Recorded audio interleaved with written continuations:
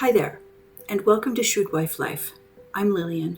I'm not a psychologist, and I haven't been to seminary. I've got one credential. I'm a survivor. Nearly 34 years. That's how long I lived in an abusive marriage without realizing it.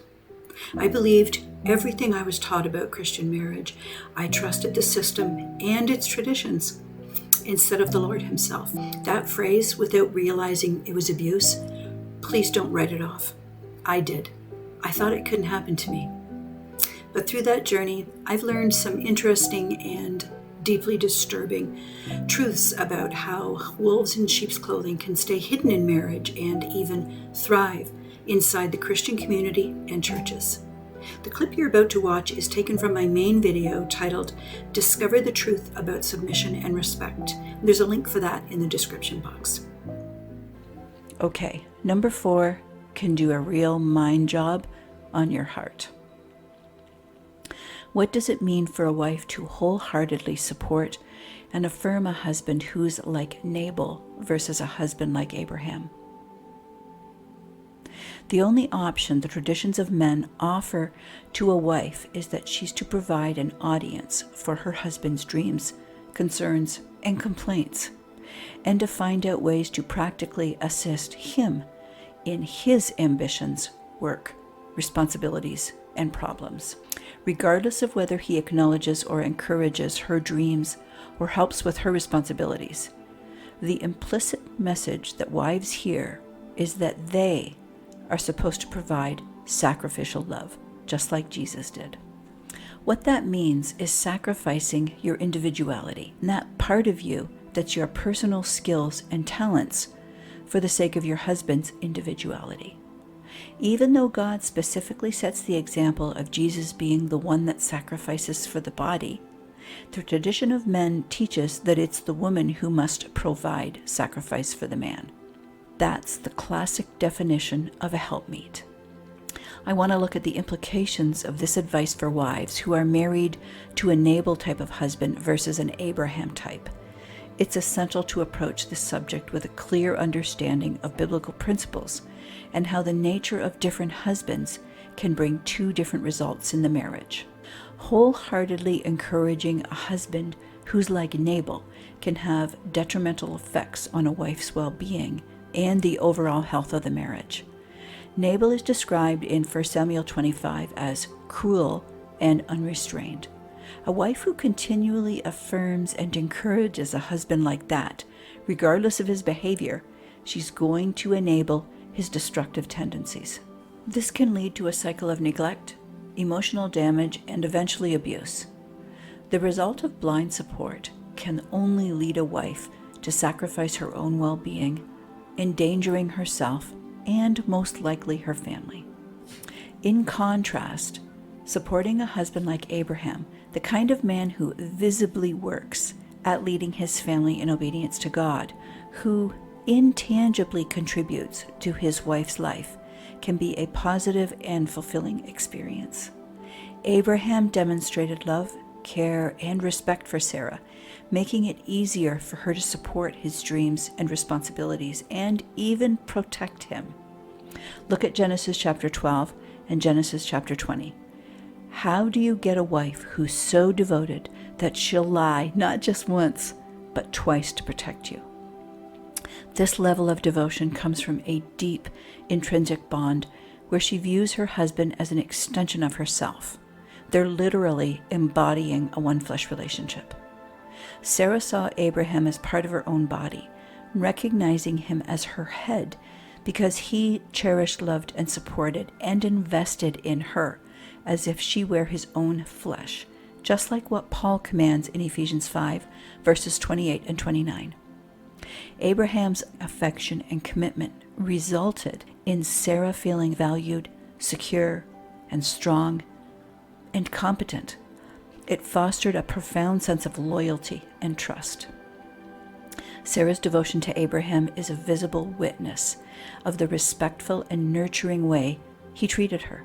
This illustrates the powerful dynamic that occurs when a husband truly embodies the sacrificial love Christ has for the church. The advice to shoulder half of his responsibility and sacrifice one's dreams for the husband's, regardless of his behavior, that's a problem. Women having only 10% of the driving force of testosterone compared to men's 90% will completely deplete the pittance she possesses. In order for a woman to use up her 10% driving force on the husband, leaves her with no capacity for herself. This biological difference has to be considered when you're dividing up responsibilities, rather than adhering to a rigid template that doesn't reflect the true nature and difference of each person's individual and unique abilities and contributions. A marriage that only prioritizes the husband's dreams, skills, and talents while disregarding the wife's individuality creates an unbalanced, unhealthy relationship dynamic. It's false teaching when marriage counsel instructs wives to basically take all the gifts and talents the Lord created her with and bury them, Matthew 25, verse 24 through 30, or hide them, Matthew 5, verse 15, which, unfortunately, because of fear and gullibility, that's the route I took. The biblical model of marriage shows that both partners should advocate for and encourage each other's dreams and aspirations. God puts this whole responsibility on the husband to make sure it happens. 1 Peter 3:7. God didn't talk about the concept of the weaker vessel to imply that a woman should sacrifice the little bit of testosterone that they have for the stronger vessel. He instructs husbands to honor their wives by recognizing and appreciating their unique femininity. True interdependence happens when the husband acknowledges and respects and loves the differences between femininity and masculinity. This interdependence involves understanding, supporting, and enjoying their wives rather than exploiting their perceived weaknesses for selfish gain. A godly husband values his wife's contributions to the marriage and cherishes the strength of her femininity for the beneficial impact he knows it has on his masculinity. Abigail's story provides a clear example of a wife who didn't blindly support her husband. Instead, she acted with wisdom and discernment to protect her household and herself. She didn't seek permission to address the situation or try to find a better way to support or communicate with him. Her example shows that there are times when a wife has to demonstrate her competence through independent action for the greater good, rather than blindly supporting destructive behavior. To wrap up, I want to say that a really great starting point to know when you're listening to marriage advice that's rooted in the tradition of men instead of God is by the lack of distinction between the masculinity of a man and the femininity of a woman. All the books that I list in the description section, the books that I tell you to beware of, those are just a few of the books that ignore this singular, vital difference between males and females. Those are the books that drill down on the teaching of the traditions of men. They don't provide expanded comparisons or detailed description that define masculine and feminine traits beyond the scripted roles in marriage. All they say is that biological differences exist, and they're beautiful. But none of these authors talk about what these hormonal differences are or the impact they have on a one-flesh relationship. The other thing I do to distinguish if a marriage concept actually comes from God's heart or if it's rooted in the traditions of men is that I ask these three questions as a kind of sifting mechanism. The first one is, does it support the inception of a woman as the nekeva? I just want to preface that whenever I say Hebrew words or the Greek ones, I really do try and say them right. But sometimes, to tell you the truth, I just give up because my tongue doesn't work that way.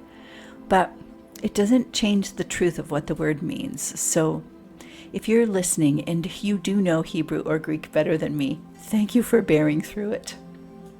Okay, so that first one again is, does it support the inception of a woman as the nekeva? In Genesis 1:27, the female is inside the body of the male. She's literally a part of his body. God knows she's there, but Adam didn't yet. In Ephesians 5:28, Paul reiterates this truth when he tells husbands, you must love your wife like she's a part of your own body. The next question I ask is, does it support her original state of being as the Ezer Neged? In Genesis 2:18, she's created to be in front of the man, facing, because that's what her name means.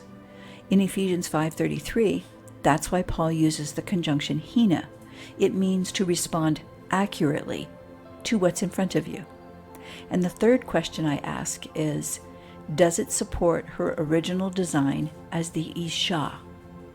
In Genesis 2:22, God makes a point of identifying her as an embodiment of feminine softness. God took out all that pliability and adaptability from inside the man. In essence, he took the majority of his estrogen out of him and used it as the raw material to create a woman, who is created as the opposite of whatever Adam's masculinity is. That's why in 1 Peter 3:7, God makes men completely accountable for the care and protection of that femininity, because it came from inside of them. So for me, in order for a marriage concept to be biblical, it has to hang on all three of these points. In conclusion, you can take a single piece of marriage advice that seems good, yet that same advice could be very dangerous for a wife in situations like Abigail's, where the husband is an immature fool who's bent on abusive behaviors towards everyone. It fails to account for situations where a wife may need to act independently for safety or moral reasons. But when it comes to a relationship like Abraham and Sarah's, where both partners seek to follow God, the advice might be more applicable. At the beginning of the video, I promised you some questions that you could consider to make everything I've said more personal. Here's the first one. How are the differences between masculinity and femininity handled in your marriage? Think about whether your husband understands and acknowledges the unique differences between his masculine qualities and your feminine features. In practical ways, how do these differences play out in your day-to-day interactions? Do you feel seen and cherished, or are there areas where you're faced with neglect, or that you feel invisible? Do you experience safety and the feeling of being valued from your husband's leadership and headship, or do you often feel confused and are driven to seek some kind of clarity? Do you feel the need to self-censor or self-protect? Think about the patterns of conflicts and challenges. Do you rely on the traditional roles from the marriage structure that don't seem to fully address the underlying issues that you experience in your relationship? Do you find yourself trying to appease your husband's moods or tiptoeing around his reactions to avoid conflict? Can you be your real, unfiltered self without provocation? Do the solutions minister to both his masculine qualities and your feminine features? In other words, are the conflict resolutions you're experiencing truly honoring to both, or do they just seem to be? How does your understanding of respect influence your relationship with God and yourself? Is the respect you're showing your husband a reflection of the admiration from his genuine, respectable behavior? Or are you being influenced by external teachings that force you to respond in ways that don't line up with who he is and are congruent to your honest feelings? Does your marriage feel like a balanced partnership where both of your dreams and aspirations are supported? Or do you feel like your needs and goals are consistently overlooked, or that they somehow always seem to slip quietly down the priority ladder?